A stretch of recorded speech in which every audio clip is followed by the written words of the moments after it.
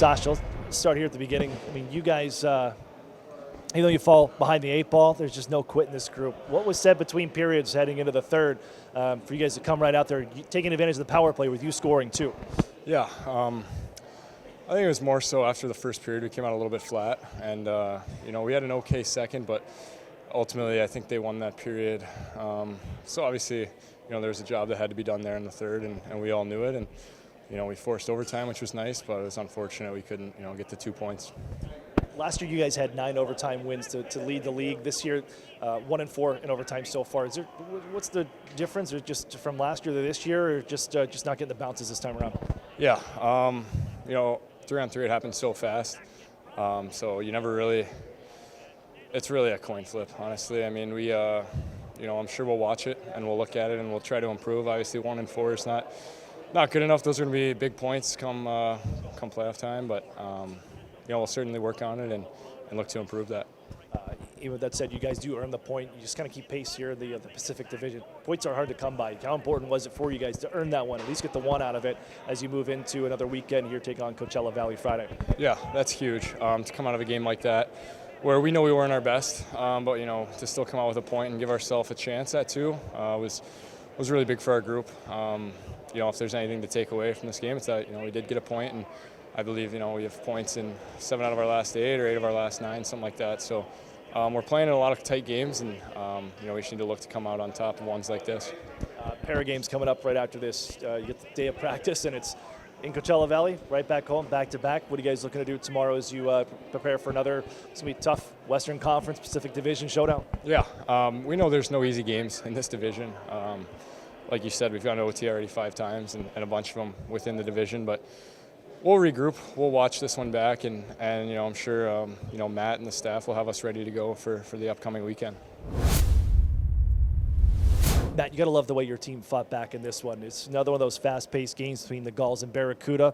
You take a look at this one. How proud are your group for fighting back again in the third period and tying things up, earning a point? The highlights are definitely the start. You can't start too much faster than we did, and then the way that we finished. As far as being able to claw back down 2 goals, the space in between that leaves room for improvement, which we're really excited about looking at and taking a real honest look at. But to be able to come back from down 2 and get a point, we're obviously looking for the next one in overtime, but there's something positive in that. When you look at your group, last year 9 overtime wins, led the league in that department. Now 1-4, at least for the start, the beginning of the season. Is there a difference in just the way the team is, or just getting out there into the 3-on-3 side? What goes into that kind of strategy? Certainly, at that point in time, it starts to feel like a trend. At 1-4 in overtime, 3-on-3 hockey is something that there's a lot of detail involved in it. Small mistakes can cost big chances, and it'll encourage you to play with high skill, but with tremendous amount of detail, and so it certainly opens itself up to being explored at the moment. The 3-4 week, you guys right to a back-to-back after tomorrow's practice. Coachella Valley and Calgary are your next 2 opponents. You take this day in between. What do you guys want to look at and get ready for when you head back to Coachella Valley for a 3rd time already this season? I think the most important thing for us tomorrow is we get a very clear understanding of what we look like when we're on, and what it looked like when we're not.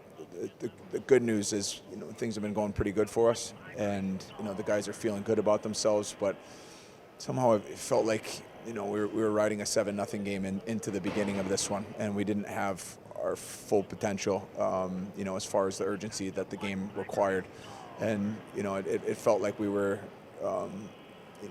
trying to find our game for a lot of it. Should have followed up for me on an earlier one, but just the importance of that point. Even though you get to it, you see how tight the standings are. It seems like there's no room for error in this Pacific Division, even when we're talking about the month of November. But for your group to come away with that, how important is that as you continue to march along with what you're looking to accomplish early on? Yeah, I think we've got points in 8 of our last 9 games or something like that, so that's a big deal. And your objective is to collect points along the way. And the big concern is playing as well as you can, and some days you do, and other days you learn. And so today, I think, presents a good opportunity for us to learn.